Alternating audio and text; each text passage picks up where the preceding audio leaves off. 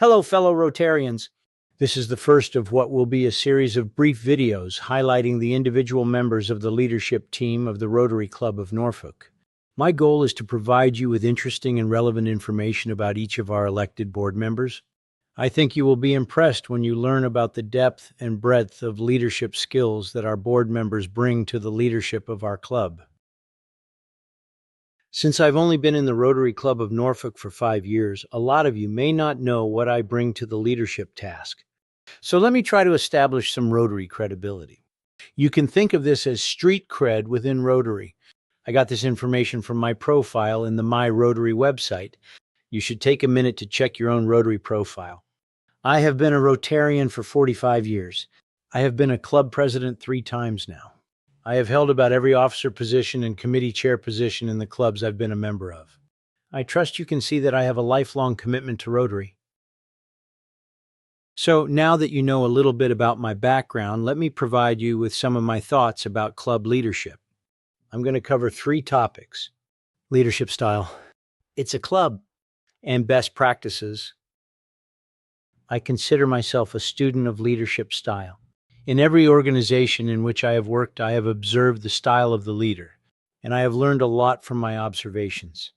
Based on my observations and my understanding of complex organizations and human nature, I have arrived at what in the profession is called the servant leader style. Yep, it's a real thing. Google the Greenleaf organization or go to greenleaf.org. Don't be put off by the word servant. It's not to be read as subservient. On the contrary, it is to boldly state that my goal is to serve the members of the club. I don't want to sound dismissive, but Rotary is actually just a club.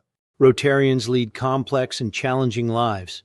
Rotary needs to take on the importance of a service club within the otherwise robust and complex life of a club leader. The leadership responsibilities of a club leader need to be carried out within the context of a balance between a leader's personal life, professional life, and club life. And my view is that family and personal life come first. Professional and work life come second. And Rotary and community life come after that. These represent my personal priorities. I might add, this is why you may not see me at every Rotary event. It's just a matter of priorities. I've spent a career in the hospital industry. If you know anything about hospitals, you know that doctors, nurses, technicians, and yes, administrators are trained in the scientific approach. This means that whatever you are doing, you need to be able to justify your behavior with acceptable standards of practice. You must respond to the question, why are you doing that? Or more accurately, why are you doing it that way? The answer should be because it is a best practice. Every industry, every business has recognized best practices. Reflect upon the best practices in your own business. The same applies to leadership of a Rotary Club. Take the best practice of performance metrics for the club. Many of these performance metrics are in the club's strategic plan. For example, how many service projects will your club complete during the Rotary year?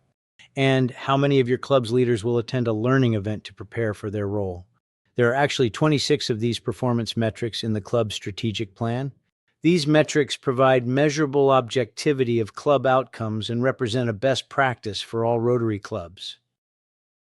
Another best practice is to operate a Rotary club according to bylaws. Our club has bylaws that provide specific clarification for many of the club operations. Let's ask Carly to talk about the club bylaws. Hi, it's me, Carly. I just wanted to let you know that the club bylaws are taken very seriously when it comes to board decision-making. There is a parliamentarian present at every board meeting.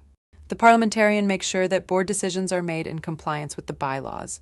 The club bylaws represent the rules under which the Rotary Club of Norfolk operates, and they are taken very seriously when it comes to board matters. Thank you, Carly.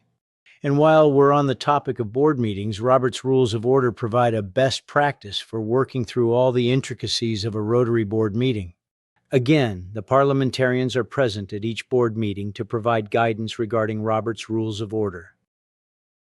I trust you would agree that best practices are Rotary standards which are universally accepted as the best way to carry out Rotary business. In addition to the best practices just mentioned, there are best practices such as an annual strategic plan and an annual operating budget. I think it's smart for our club to use best practices. They provide a clear and concise response to the question, "Why are you doing that?" The response is, "Because it is a Rotary best practice." Let me take one more opportunity to identify the leadership team for the Rotary Club of Norfolk. These are your fellow Rotarians who are using best practices to guide club operations. There will be additional videos that will highlight the leadership experience, skills, and approaches of our elected board members.